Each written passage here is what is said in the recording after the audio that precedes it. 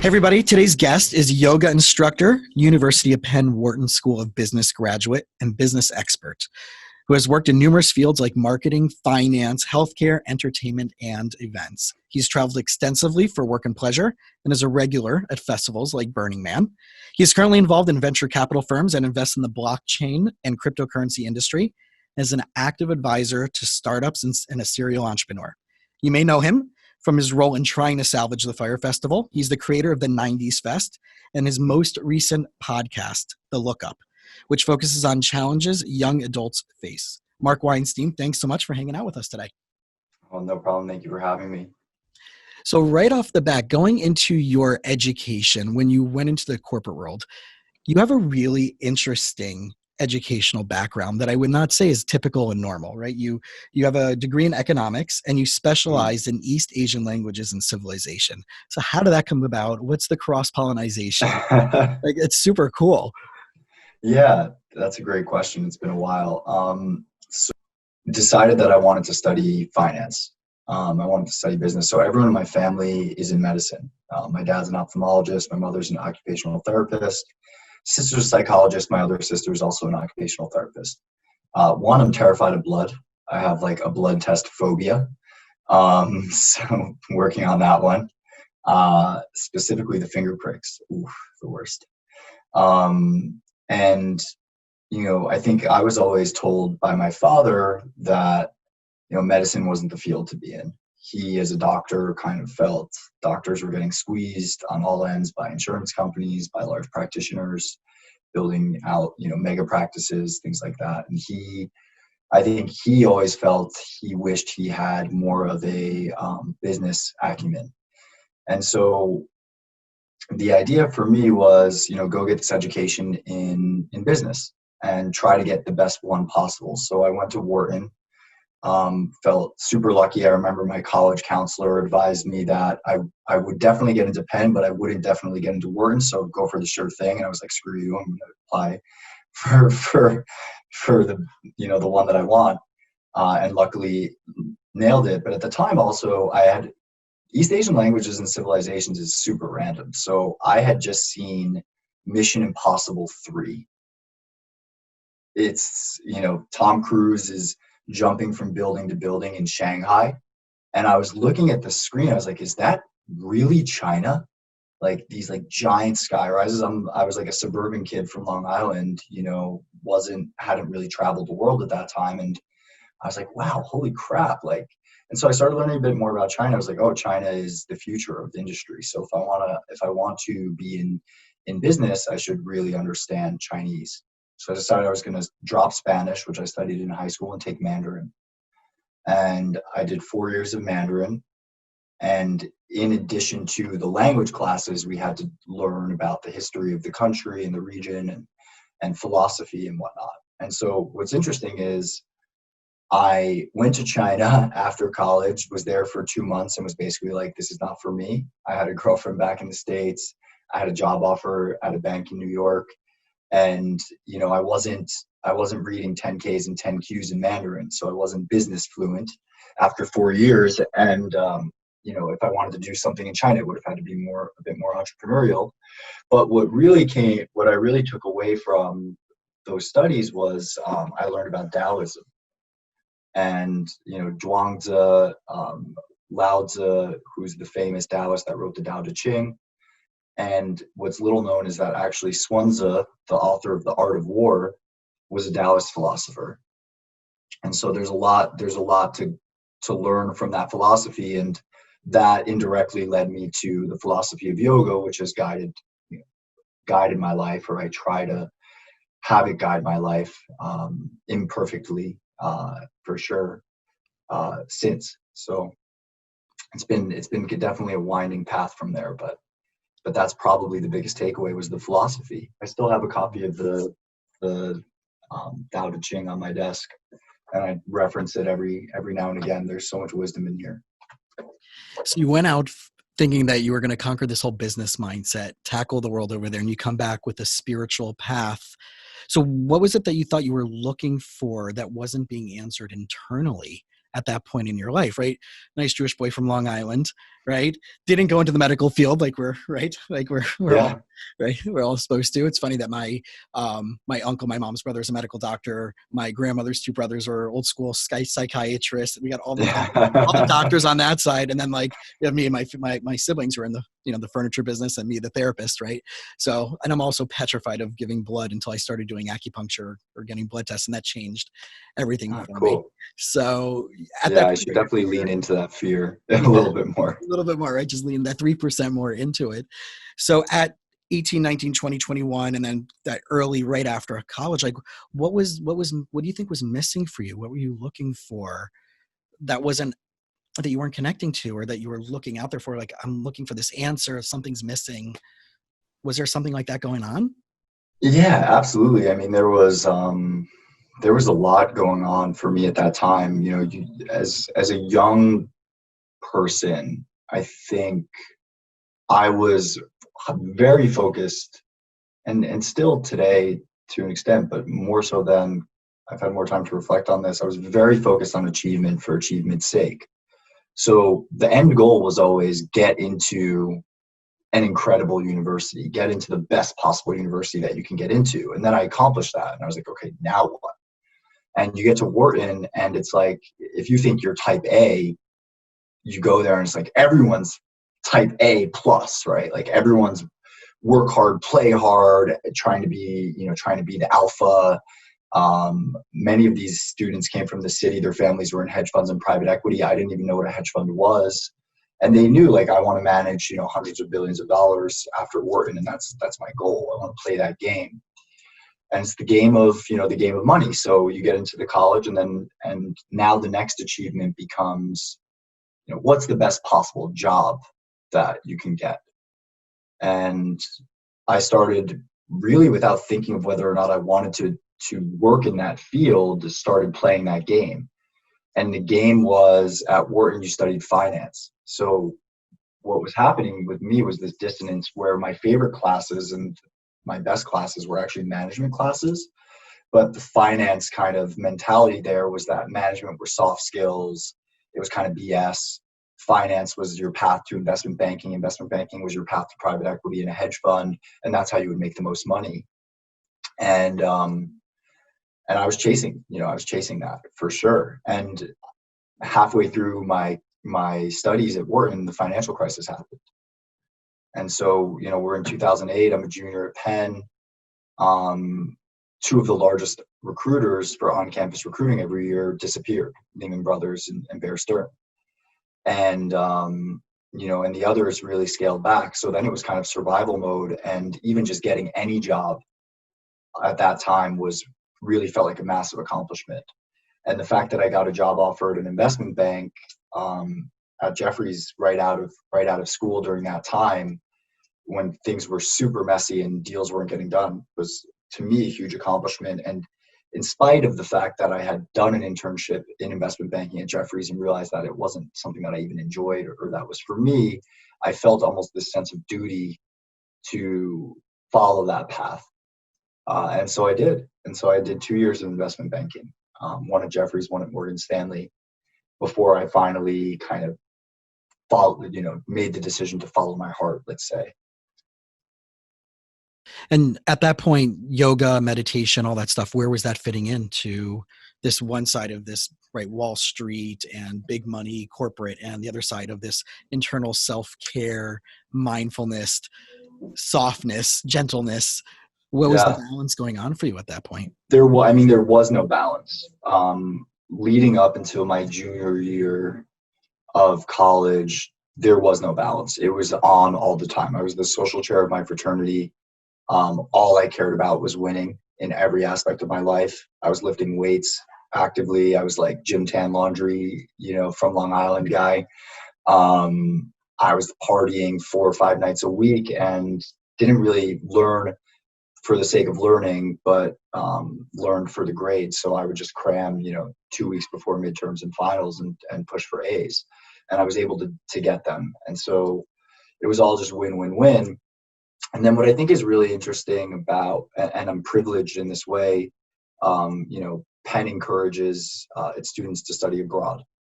And so there's this cliche about study abroad that it kind of like opens your eyes to a different way of living, but it really did for me. So junior year, first semester, I kind of removed myself from the Penn bubble, and and I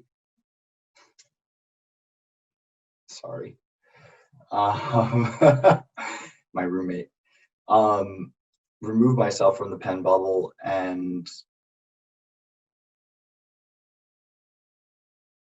am in Europe for the first time. And when I get to Europe, I didn't study in China because I wanted to be with my friends. So I get to Belgium, and people often say about life in Europe that in America we live to work, in Europe they work to live. So there was this kind of like massive slowdown, and the courses weren't as intense as at Penn, and in fact attendance wasn't required, and your grades are based on one final at the end of the semester. And I was just like traveling and enjoying, and super privileged to even have the opportunity to do that. And so now things start to slow down for me a little bit, and that when you're someone that's always on the go, when that space opens up, it can be overwhelming in its own way. And so I get slightly overwhelmed by that. Around the same time, my dad had something that's called a widowmaker. So it's a surprise heart attack where a piece of cartilage just breaks off from one of your arteries. And he was like on death's edge. And I went back to the US to see him after that happened, not realizing just how bad it was until I got back. Luckily, he survived. Again, like super lucky for that. He's still around today. But there was something that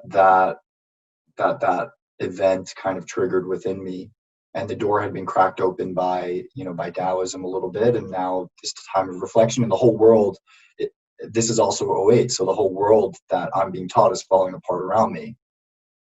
And just something happened. I got back to Penn and I was just questioning everything. I wasn't enjoying the social scene that I was a part of.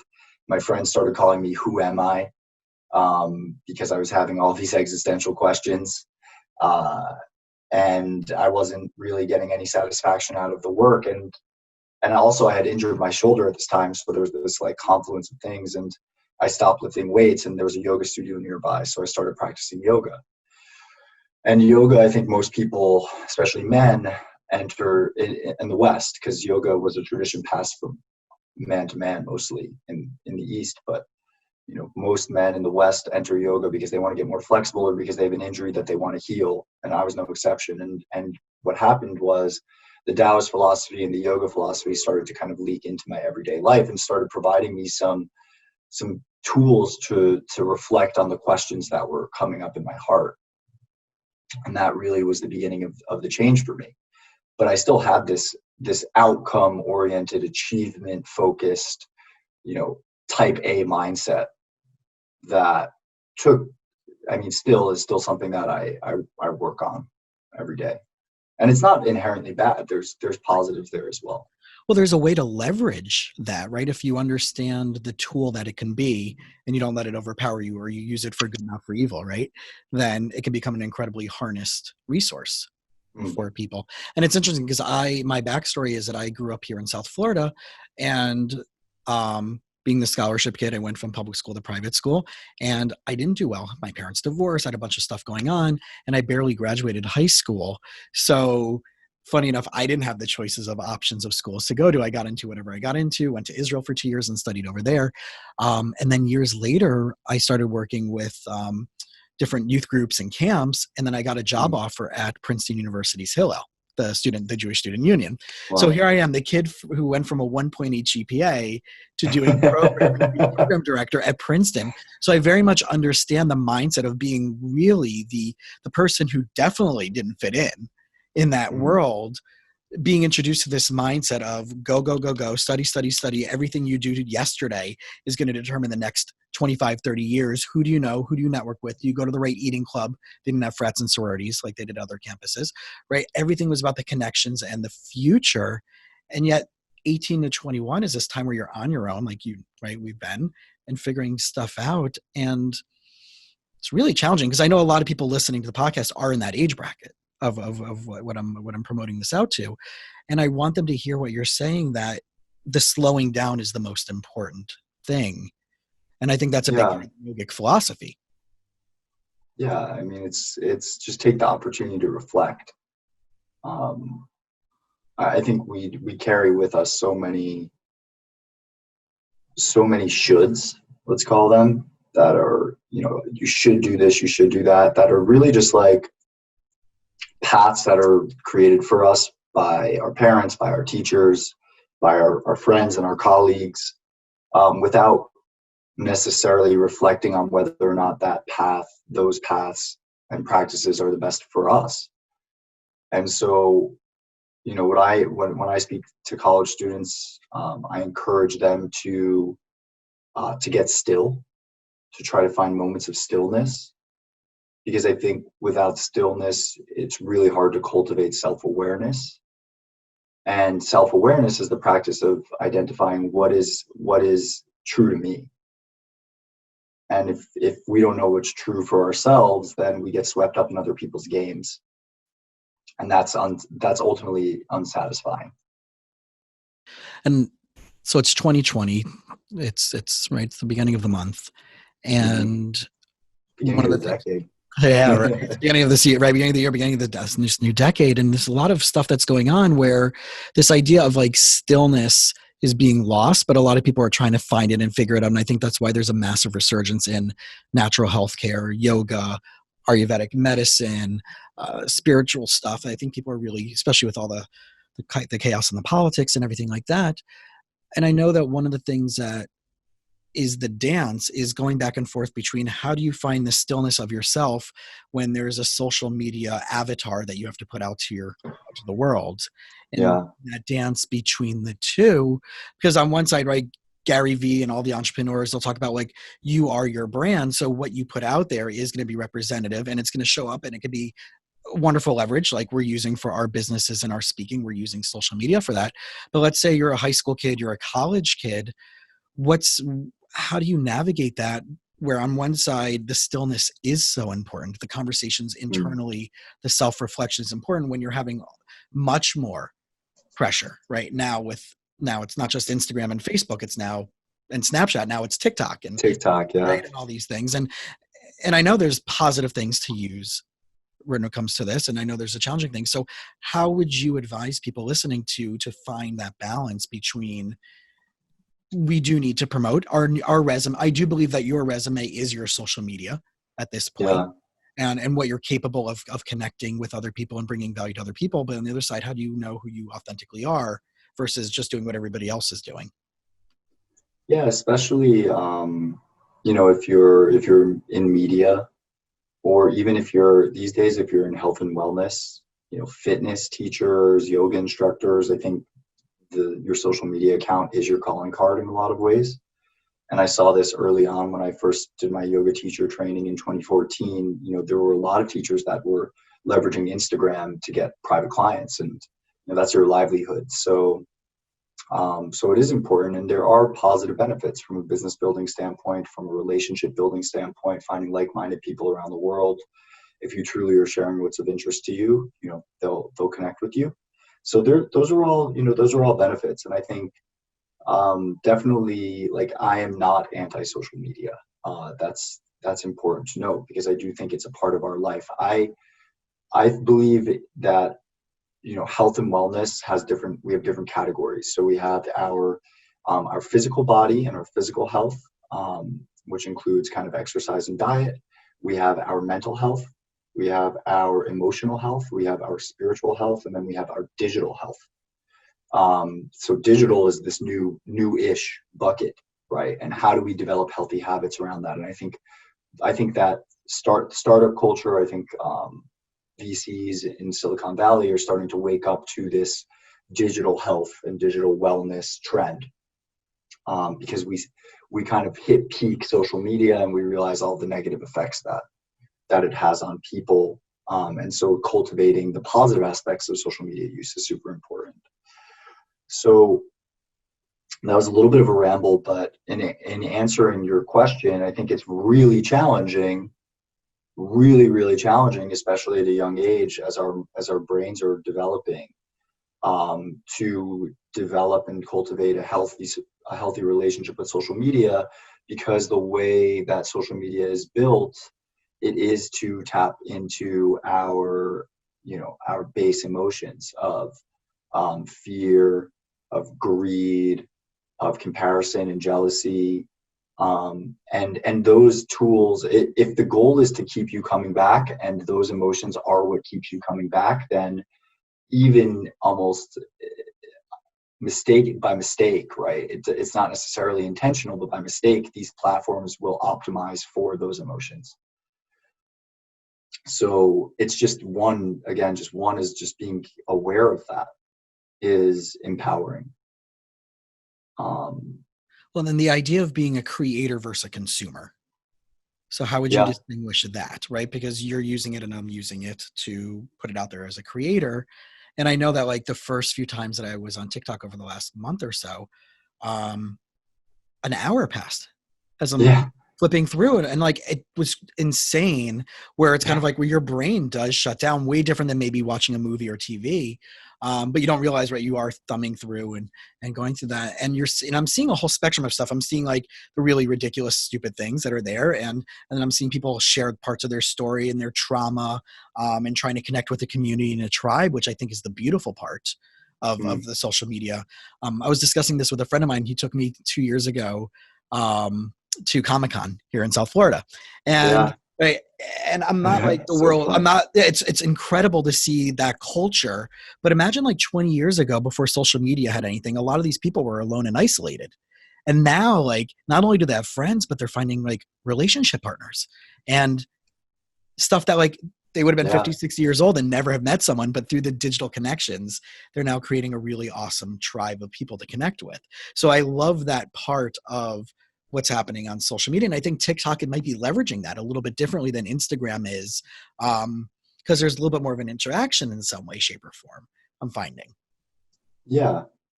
I mean, it's right. Like it's just an extension of the human condition. So it it can extend, positivity and gratitude and community building, and it can extend jealousy and envy and fear. It is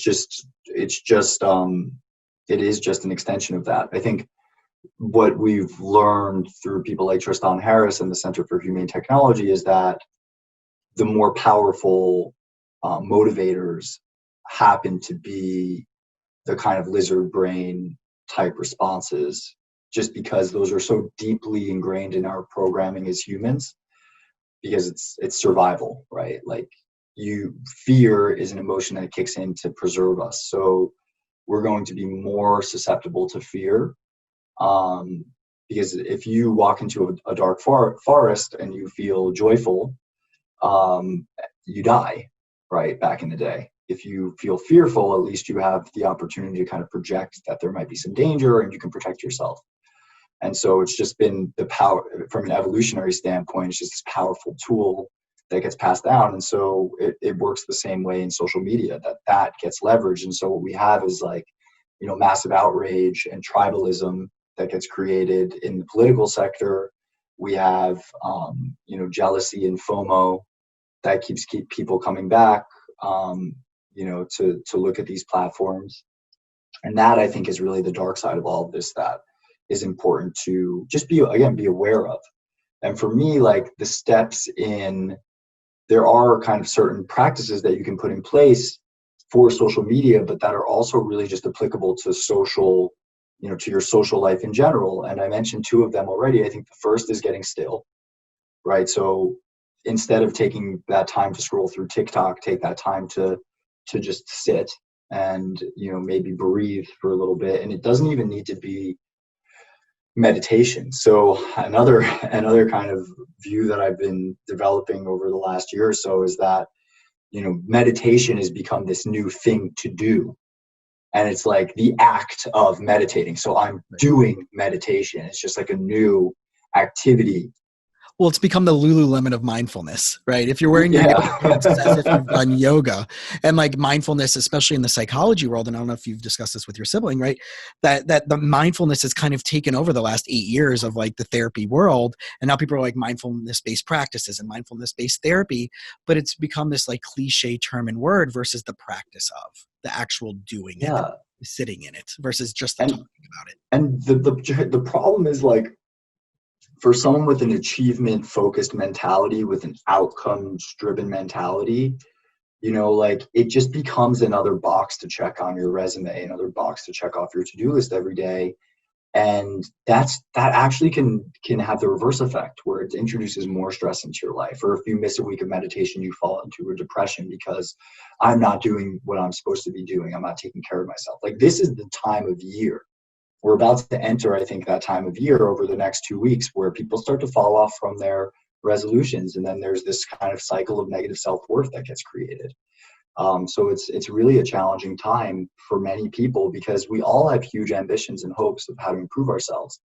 And meditation is one tool in that toolbox. But like, again, this act of like doing meditation, it's almost counterproductive. So like, wouldn't even call it meditation, but just whatever your practice is, whatever feels good to you, if it's going on a hike, right, in nature, taking a moment, if it's journaling, if it's sitting and breathing, fine. If it's actually just going to the gym and lifting weights, and that's when you feel the most zen, right? Take time. Grabbing a musical instrument, whatever. Grabbing a musical instrument, exactly. Take time for yourself, right? And that self-expression is a form of stillness. And once when we're able to find some stillness, then we can start to cultivate some self-awareness. And self-awareness is like, what is it that I want? What is it that I need, that I desire? And identifying those things is like crucial, without judgment, right? Like, I think many of us judge our, material desires, for example, but that's some heavy programming. I mean, everywhere I'm in LA, everywhere I look, it's just pumping me full of like, you need this, you need that. Like, you should look better, you should have a fancy car, whatever it is. So that's like, be kind to yourself, because that's some serious programming to unwind. And we're all going through that, right? And especially totally. if you're a middle school kid, a high school kid, college kid, with the social media stuff, and everybody's like, just the pressure. And we talk about this every generation, whether we're like, when I graduated in 96, whatever was there is the same. It's just now amplified in some way, shape, or form. Yeah. So it's not like it's getting worse. I think it's just more accessible. It's more accessible. It follows you everywhere you go. I mean, in 95, 96, the average teenager didn't even have a television in their room, right? Like, having a TV in your room was you were affluent, and it was a big deal. And over time, that became more prevalent. So like, you're watching TV in the living room with your family, then you're watching TV before bed by yourself. Then you had a personal computer for the whole family. Then you had a personal computer in your own room. So you're on AI, my middle school, high school years, I was on AIM every night, until all hours, talking to friends. And that was the beginning. AOL Instant Messenger for those who are not in the out there. And now it's your mobile phone, and the mobile phone is the first thing you see when you wake up in the morning. It's the last thing you see before you go to bed. And it's not just that you have access to unlimited tail end of content. Whatever you want to see is at your fingertips. It's also that it's completely customized for you, and this digital avatar of Jason that gets created, via Google, Facebook, and TikTok and Instagram, and all of these algorithms that say Jason likes mindfulness, Jason likes yoga, wellness, psychology, and I'm going to create the perfect buffet of content to keep him on my platform. And so, it's everywhere, it's ubiquitous, and it's completely customized for each of us individually, which makes it more challenging, but also more beautiful, because you get to see things that you're interested in. And there's less noise, right? Like, if you're scanning through the TV with your clicker before you had Netflix, you had to settle for what was on Friday night with probably what HBO was showing or somewhere else. Now, you can choose that content that's most interesting to you and most relevant. Well, it's so interesting, because the best way I heard this all explained from a neurological perspective is actually Simon Sinek talks about it, where right? Incredible. And for anybody out there who hasn't seen any of his TED Talks or any of his YouTube videos, easily accessible. But to go back a few minutes to this idea of the 3 brain theory, which we were talking about, this lizard brain. So I just want to break it down for people out there who haven't heard this before. So your neocortex is your rational brain. It's the stuff that makes sense to you. It's logical. You put it into categories. It's your purposeful meaning and purposeful behaviors. Right. We know that you and I are sitting here and talking to each other, and I know that you're in California and you know I'm in Fort Lauderdale, right? We know what we know, and we know that makes sense. Then you get into your mammalian brain, and the mammalian part of your brain is the emotions. It's how you feel about whatever is going on, and it also is the part of your brain that's timeless. It doesn't carry a timestamp. So when you think back to a memory from 15 years ago, it's going to trigger physiology of right of that time exactly the same way as it does in the moment. And that reptilian brain, as you were describing before about the forest and the darkness, is that fight or flight, safety, breathing, the basic necessities of survival. So when those 3 brains aren't in sync, we get what we get, which is anxiety and stress and depression and all these other things. But the marketing world has figured this out. Yeah. And they take each part of those brains and they advertise exactly to a certain segment of your brain in each of these commercials or in social media. So if you think that this is all non-conscious or it just happens to be this way, this is actually really thought out, and you're being marketed specifically and targeted specifically for who you are. So I want people just to be aware of that, but also the beauty of that you can use this for the positivity. You can use this to find more of what you want and go deeper on self-care and all these other things, because you're now going to be suggested on Netflix. Oh, you like this movie or this show? Here's 18 others that are going to be in this, right? In that thing. And I'm like, oh, I never thought I would want to watch that, but apparently, right? So yes, and I think it's great because we have so much unlimited access, and it's mostly tailored to our needs. Now there's always like this dark and light with all of these things, right? So the light of that is, wow, I have access to all this incredible content. The dark side of all of that is confirmation bias. So we start to build tribes around ideas that we already believe and just keep reinforcing it with content that we already believe. And then you end up in a place where all of the vegans are watching Game Changers and believing it, and all of the carnivores and kind of like jacked meat eaters are like, this is bullshit, and reading all of the content that's getting pushed to them on Instagram and Twitter and Reddit. All keto all the time. Yeah, keto all the time. Butter is good. Basically Atkins 2.0. And vegans, I have superpowers. The circumference of my dick is huge. Whatever they say in Game Changers.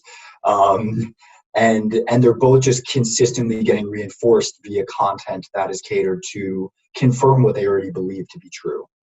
And so then you get tribalism, and tribalism has really negative effects on society.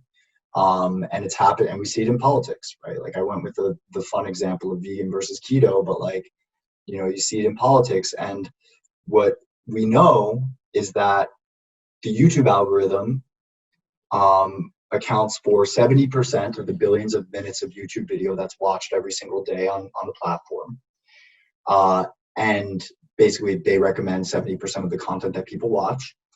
And as you watch more content, it continues to get more and more fringe.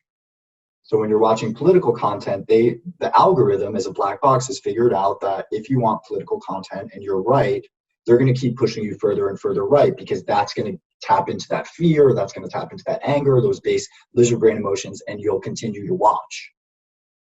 And so it unintentionally, I don't believe this was the intention of Google and YouTube when they did with the algorithm. They're just trying to optimize for attention. Now all of a sudden they're optimizing for fringe and for tribalism. So that's super, that's the dark side of all of this.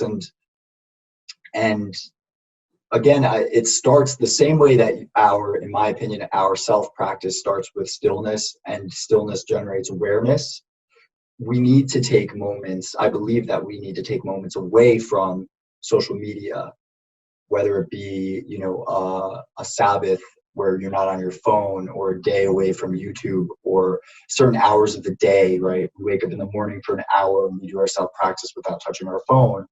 And in the evening, before bed, we don't touch our phone. And that stillness, then we start to become, we need that awareness. Now there's self-awareness, but there's also awareness that the content that I'm getting pushed is fringe content because they know this about me.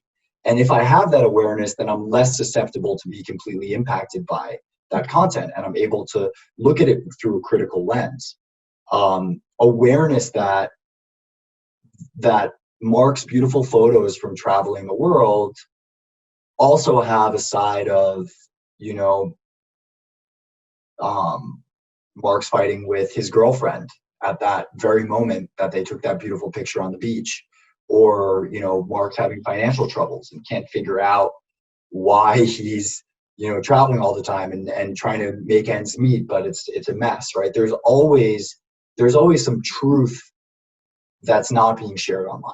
So that, again, it's like awareness. And I used to think it was about honesty, like more honest sharing on social media. But the reality is that if my social media feed were just for me, it were like a family photo album, it still wouldn't have all of these dark moments. Like if you look back at the VHSs that your father used to make of family time, it was like, he wasn't filming unless accidentally, like the times where you were fighting with your sister and crying, or the times of struggle. He was mostly filming like the birthdays and the vacations and things like that. So I don't think we're going to have an Instagram where everyone's sharing, or a TikTok where everyone's sharing, completely vulnerably.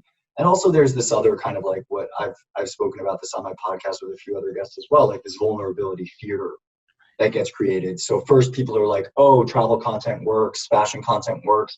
And then someday somebody discovers, oh, if I actually share like my vulnerability, that gets followers. And then you have this kind of race to see who's more willing to share the deepest, darkest secrets of their soul with a million strangers, when really like what's the intention behind that activity?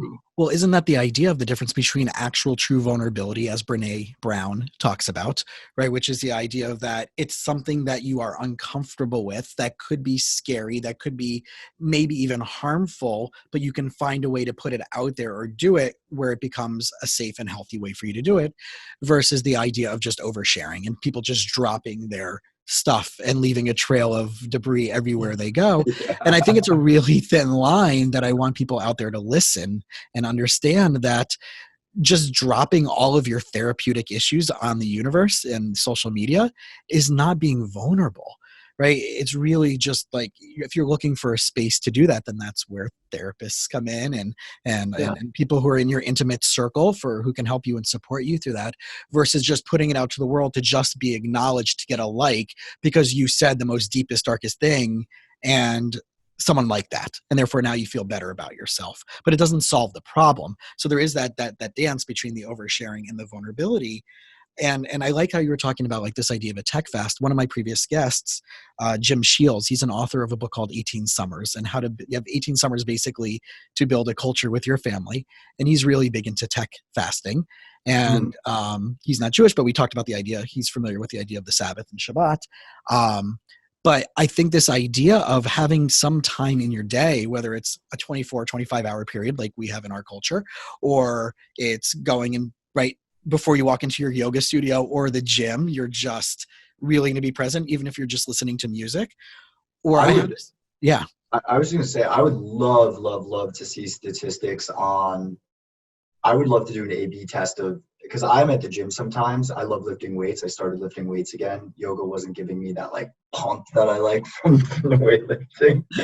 But I like all the time, I'm, seeing people, and I'm guilty of this sometimes. You're sitting on your bench for like 10 minutes on your phone. Mm-hmm. I would love to see results of people that remove their phone from their person or just listening to an iPod, while they're exercising, versus those who are on their phone. I guarantee that stress reduction that exercise causes is limited by phone use, things like that. Like, I don't even know if there's a study out there, but that'd be interesting. Well, for anybody who's going to be listening to this, whether on your side or my side, and you're that person, you want to take this challenge. Do this for the next, 2 weeks and see what it's like. Bring your phone in, but don't check it in between your sets. Put it down, see what you feel like, get those breaths in, get that connection to your body and how you're feeling, and then hit us up on social media and let us know how you felt. Want to document it, right? And send it to us and we'll share it with everybody. But listen, let's hit our own community for A/B testing, right? So Yeah. if anybody out there is listening to this once this is released, let us know that you're going to do this, and we'll, maybe we'll come up with a little bit something of how to really make it really fun and really cool, and we can share it with other people of what that's like, and you can set that standard.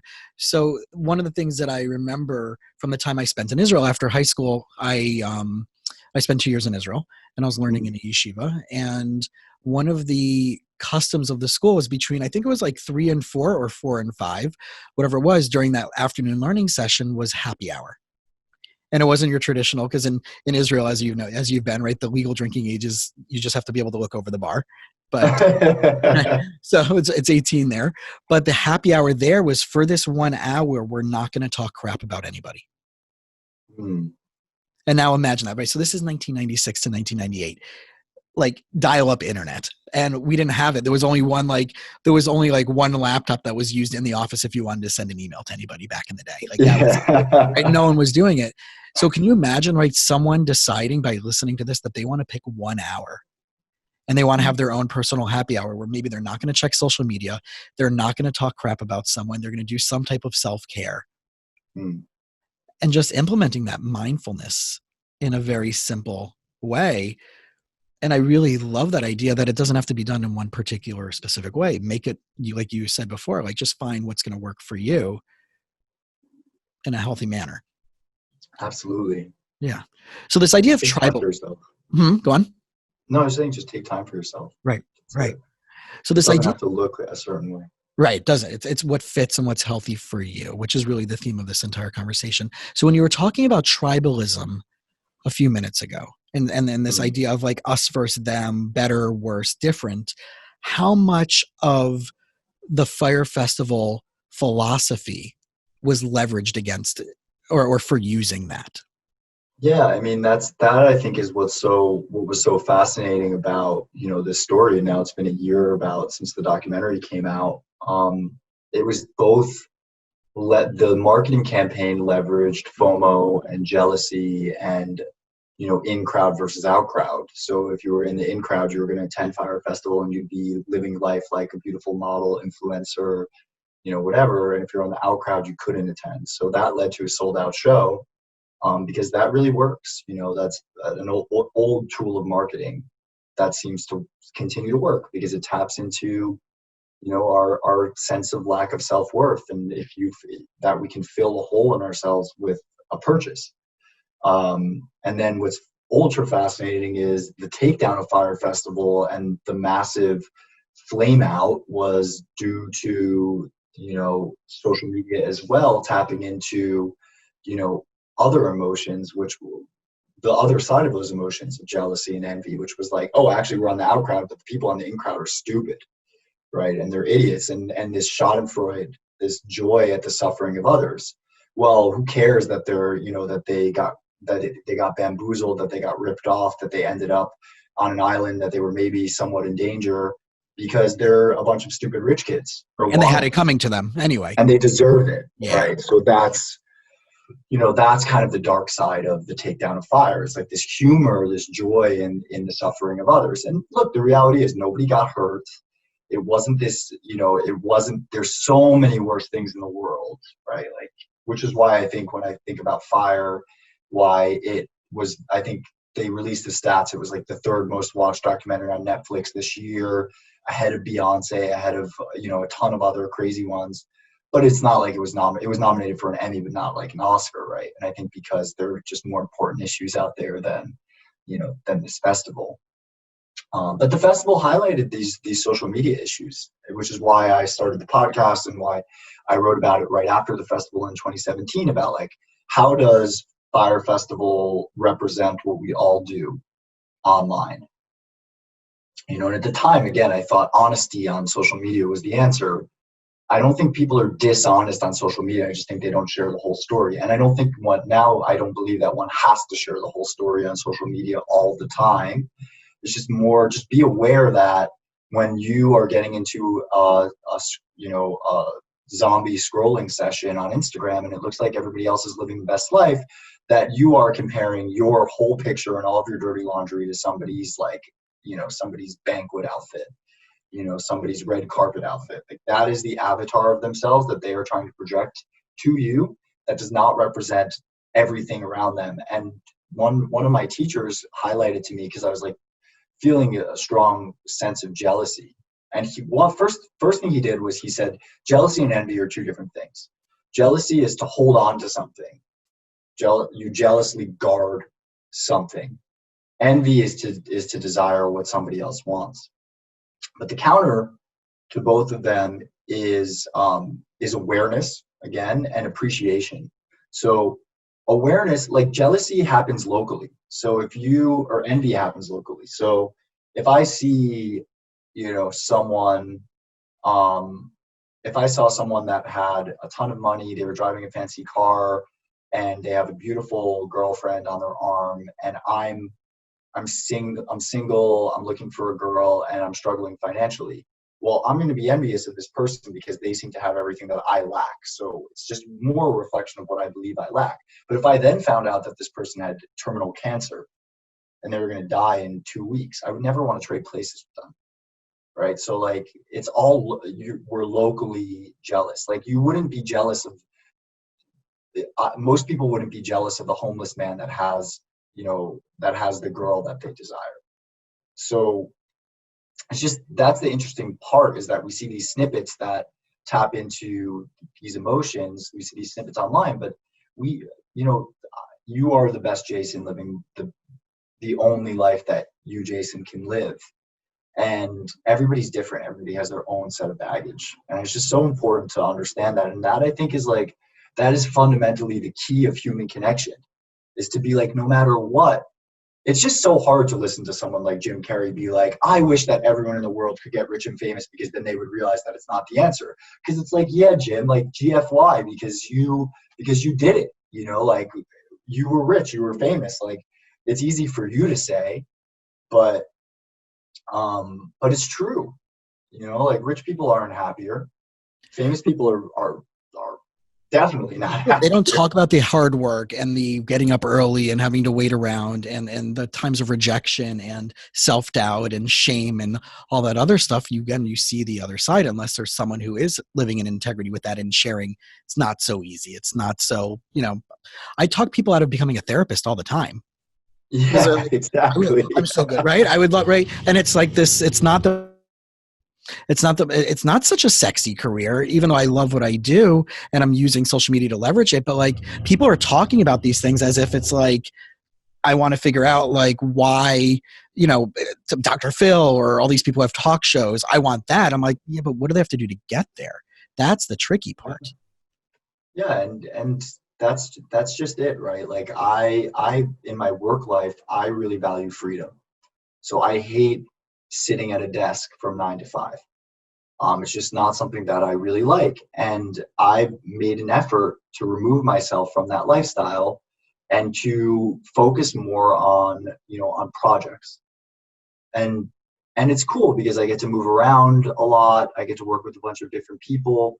And there's a huge positive side to that. But there's also a side that I think a lot of people would not want, which is when you work project to project, you live and die by the projects that you can gain. So there's often a sense of uncertainty. I don't know that next month I'm going to have an office to walk into. And so there's this trade-off between freedom and security. And I think people often want what they don't have, but then when they get it, they're like, oh, actually, this isn't what I want. And so it's just a function of like really understanding again that we're all human, that we're all imperfect, that everyone's situation is unique, that life is challenging no matter where you are, that there's always going to be good with the bad and bad with the good. And that's it. Like that level of acceptance, right? Like I've just been living by this Shakespeare quote of late, which is nothing is good or bad, less thinking makes it so. So it's Stoic. Another book I have on my desk is The Daily Stoic by Ryan Holiday, which I absolutely love. And it's a new Stoic lesson every day. And the Stoics teach this kind of concept of acceptance. And it's yogic philosophy as well. And I'm sure, I haven't studied Judaism as much as you have, but, yogic philosophy talks about karma yoga. So we act, but we act without attachment to the results of our actions. Because I'm going to act the best way that I possibly can, and I might win the game or I might lose the game.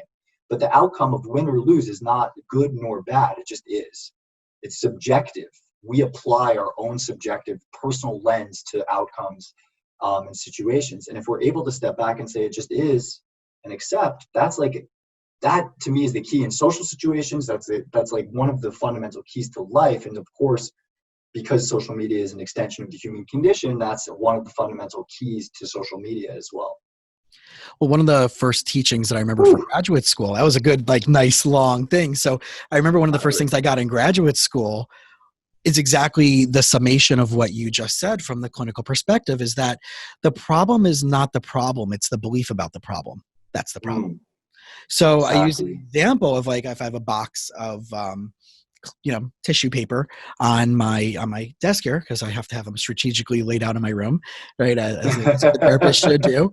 And you know what the crazy thing is? I remember this going back, and I joke with my clients. I'm like, we had like a discussion over the course of 2 weeks of if you see a client cry, whether you don't give them the tissues or not. Whether you let them take it, whether they ask for it, or you should just hand it to them. What messages are you sending? I just throw the box at them now, or I'm like, hey, there's one right there, or I just whatever. Like, it's such a crazy thing that you have to check. Like, we had to check all these hidden meanings and make sure we don't want them to stop crying. We're not telling them to stop crying by giving them a box. Right? All these meta messages, which is so very much part of the conversation what we're having, that there's the message and then there's the meta message, right? What's going on behind the scenes? Are they going to think that we're telling them to stop crying and stop expressing their emotions because someone else did that previously? But the idea of, like, naming it, right? And I say, let's say I have a couple, and I'm like, okay, so what's that called? And they're like, a Kleenex. And I'm like, no, that's the brand. Yeah. Right. And it's not, this is a Trader Joe's box of tissues. So, but it's also like, what do you call when you put a paper in a machine and you want another version of that? And they're like, oh, Xerox. That's the brand. Yeah.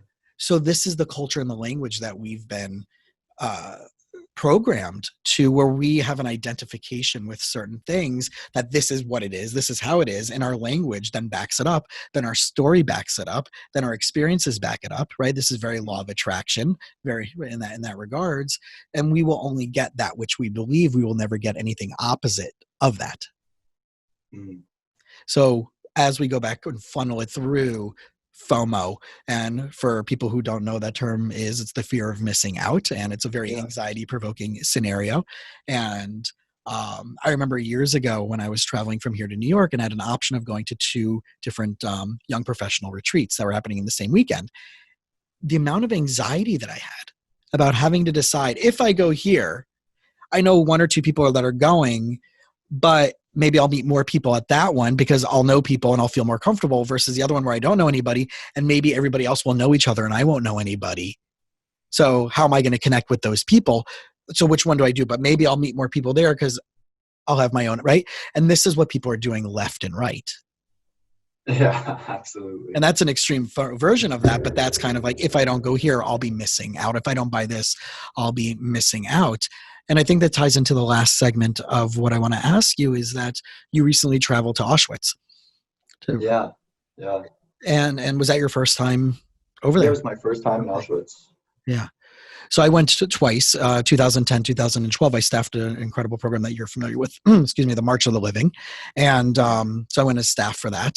But going as an adult, and did you have and you had family members that were connected to it? Yeah, I had family that was there, like 7 or 8, something like that.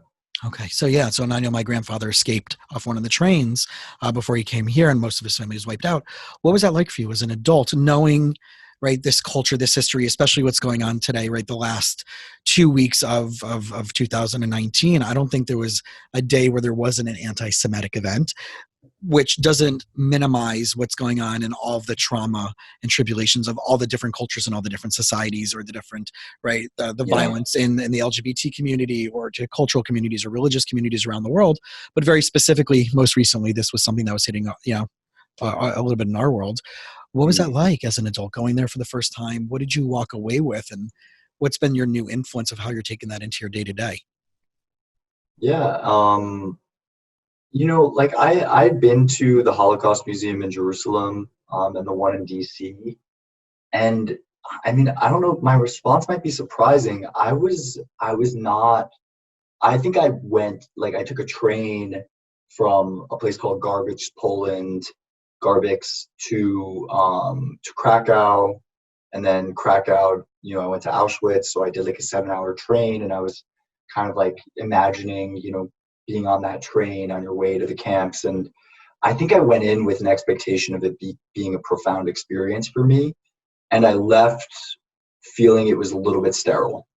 I felt the camp was much more of a museum, in its treatment. It wasn't super emotional. It was very factual. There were moments where it's like there's this powerful imagery, like when you see all of the shoes or all of the hair, you can't help but tearing up. Um, but yeah, it feels more and more like a relic, to me. Whereas I think like in Jerusalem and in DC, like they really hit home the narrative of the human, the people that were there. So I was actually like quite a bit just like surprised at the lack of emotional response that I had being there, in spite of all the horror that happened there. It's a very sterile place. That's kind of the word I would use to describe it now. Well, that makes sense because I know that like the living experience of meeting survivors, and right as we're getting past in time, that now we're talking about the child survivors that are now in their 80s and 90s and are within the next 15 years there may not be anybody left. But I know that my experiences since my grandfather passed away has been the profound conversations I've had with people who've experienced that. Yeah. And I just met, and the name is not coming to the tip of my tongue, but she was a survivor of the Rwandan genocide. And Mhm. she spoke at one of the business conferences that I was at. And it was the first time I met someone who was my age, that was probably the same age as my grandfather, and right, and a little bit, maybe a little bit older, but Mhm. she was a kid, right? She was a college kid age that went through the genocide in Rwanda, which was the same age as my grandfather when he went through the Holocaust.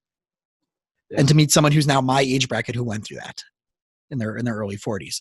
So I think like the living, like you said, the living experiences connecting to the museum that may be more in DC or Jerusalem, or the people or the stories, right? There is a lot of relics out there. And I want people to really understand that the connection, the human connection, what's going on. Because I think the message of the Holocaust is not just about the Jewish people, but it's about how do we make sure that we do stay connected as a massive tribe of humanity more Well, this than is these factions. Yeah, and this is the issue with the tribalism that's happening online globally, is just, like, we dehumanize the other. So we forget that they have a family, and that they have a life, they have emotions, they have feelings. Jews were the first step in Nazi Germany was to make Jews a subclass of human. Like, if they weren't humans, they were Jews. And I think, you're not a Democrat, you're not a progressive, you're a neocon, or you know a Republican or a conservative, and these become dirty words. And it's like it dehumanizes Japan. In China versus Japan, right? Like, the in if you go to Nanjing in China, there's still language that refers to the Japanese devils, and it's just like that's the first step.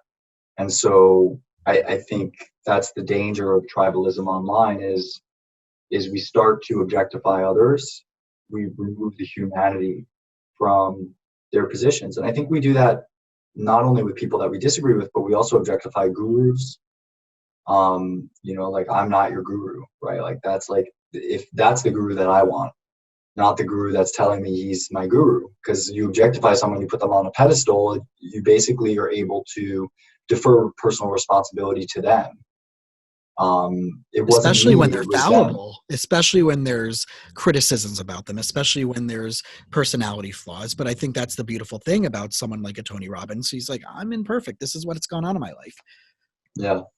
Yeah, totally. And we're seeing, like, we're seeing the tear down of gurus via content, with Wild Wild Country and Osho, and with the Bikram story, coming out on Netflix. And I think, like, what we love more than villains is we love to see heroes torn down. And so It's just, I just think like dehumanizing anyone in any way is a slippery slope. It's like, it's so easy to forget that when you're fighting with somebody online, on Twitter, for example, in an argument, that person is living their life, having their own challenges, you know, and I don't know, it's just sometimes the humanity gets lost. It's dangerous. So Well, Auschwitz is a good reminder of that. yeah, and I'm wondering, like, as you're traveling through your career and you're evolving and you're creating your own identity, in a way, I wonder, like, at what side is the Fyre Festival not benefiting you, right? That you don't want that to be part of your identity, part of your stigma of who you are to be wrapped up in it, right? It's like, as I follow Josh Malina on social media, right, from Scandal and West Wing, like his joke is like, I was that guy who played that guy on West Wing, you know? So, Yeah, right? exactly. And he's brilliant about it, and I love what he puts out.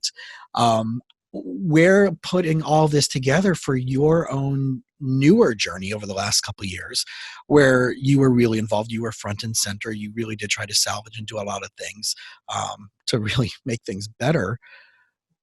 What is it like for you to have this like station identification around you're that guy, and Yeah. and how has that helped and hindered you in your own internal personal growth and branding and marketing? But really, like, I'm more concerned about the psychology side of it, because on one side, we talked about like you can see what happened. You walked in, you did right. It's very clear how it was positioned for you. You know how you were positioned, but now you got to go and be that guy out in the real world as well. Yeah, I think it's really interesting. Like there was a ton of positive things that came out of this documentary. I mean, before it came out, I was terrified because I had no idea. I was like, I got interviewed for that documentary 4 months after the event. I was at a very different stage in my life. I was jobless. I was figuring out the next step in my career. My second startup had basically just fallen off. Was struggling to try to sell that and moved to a new city. I had ended a long relationship. I was in this kind of like place where I just didn't give a fuck really about speaking to a journalist about this event. And then fast forward 2 years or a year and a half when the documentary is about to come out, I had a new job, a new partner, was thriving in a city, financially secure, like everything's going really well for me. And all of a sudden I'm going to be this fire guy. And there were moments of, fear of like, wow, why did I do this? And like, do I have any control? My friends were like, what were you thinking? Did they pay you? I'm like, no, they didn't pay me. They're like, you're an idiot. The closest people to me were the ones telling me how stupid I was. And so there were these moments where I doubted, why I did it. And even like Netflix, after the documentary, they really wanted me to be involved with press. And I was like, no, I'm not sure. And in the end, it turned out that my role in the documentary and the way it was portrayed was really positive. And so I'm grateful for that. And, there obviously were some hate messages and this guy's an idiot. And like, he's obviously full of crap and whatever. There's always that, but it was mostly positive. Now the challenge from that has been, for a bit, I had my 15 seconds.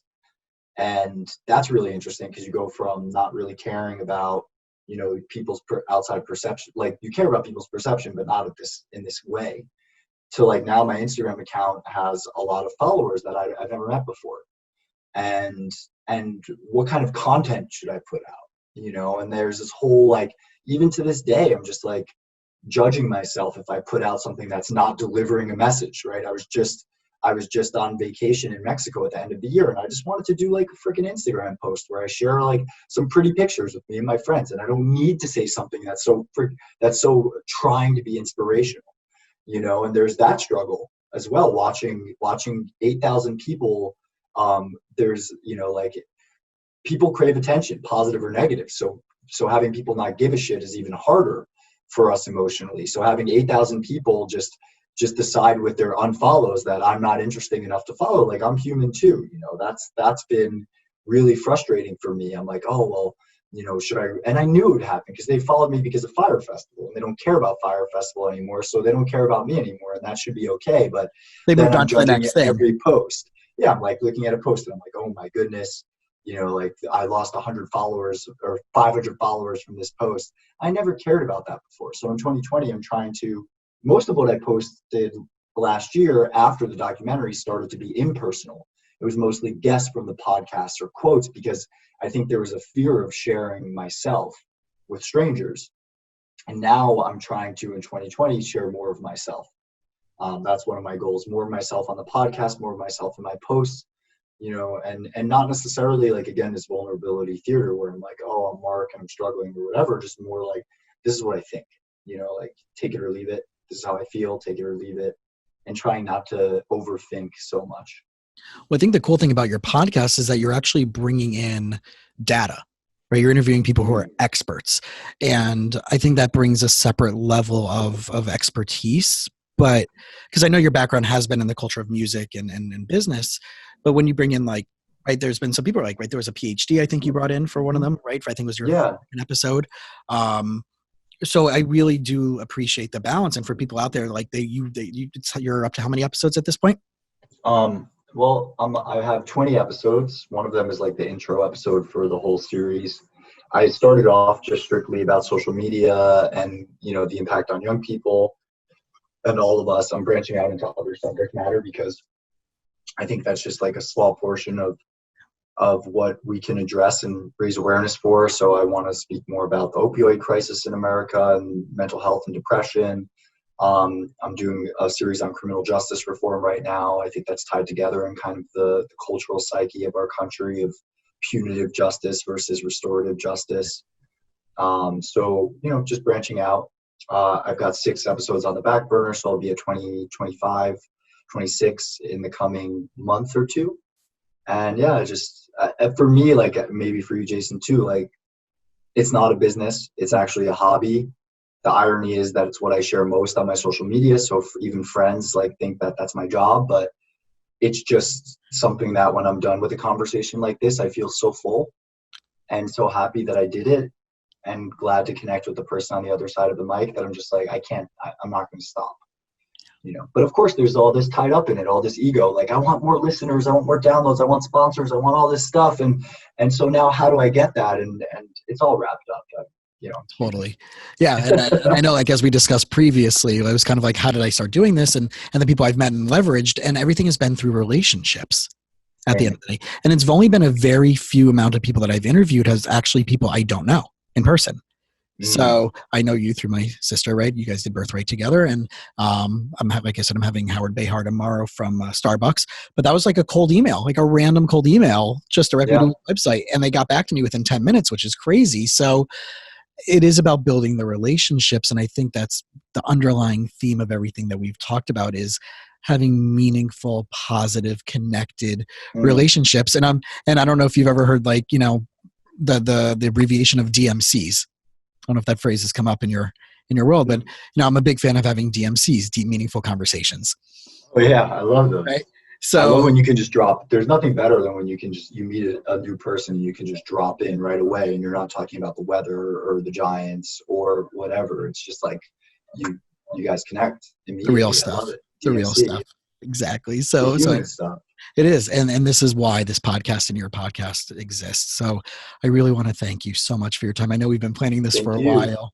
Yeah, thank you. It's all good. It's all good. So for everybody out there, please, please, please check out his podcast, The Look Up. And you're available on Instagram. They can find you there by. So the podcast is Look Up, looking up from your phone. My Instagram account is my name, but I flipped the M and the W. So it's Warc, W-A-R-C, Meinstein, M-E-I-N-S-T-E-I-N. You can follow me on Twitter. I mostly talk about crypto, believe it or not. We didn't touch on this at all. The Instagram is mostly this sort of content. So, that's it. I'm not on TikTok yet, or I am, but I haven't posted anything. Yeah. Well, we're definitely going to get into the Instagram conversation, hopefully in a future conversation, because I have another friend of my sister's who also is really, really big in that community who I'd like to actually connect you with as well.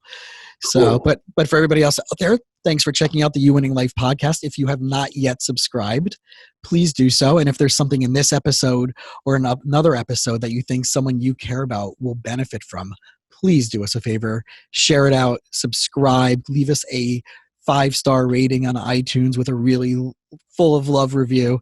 And we'll look forward to checking in with you next time we're together. Thanks again, Marc.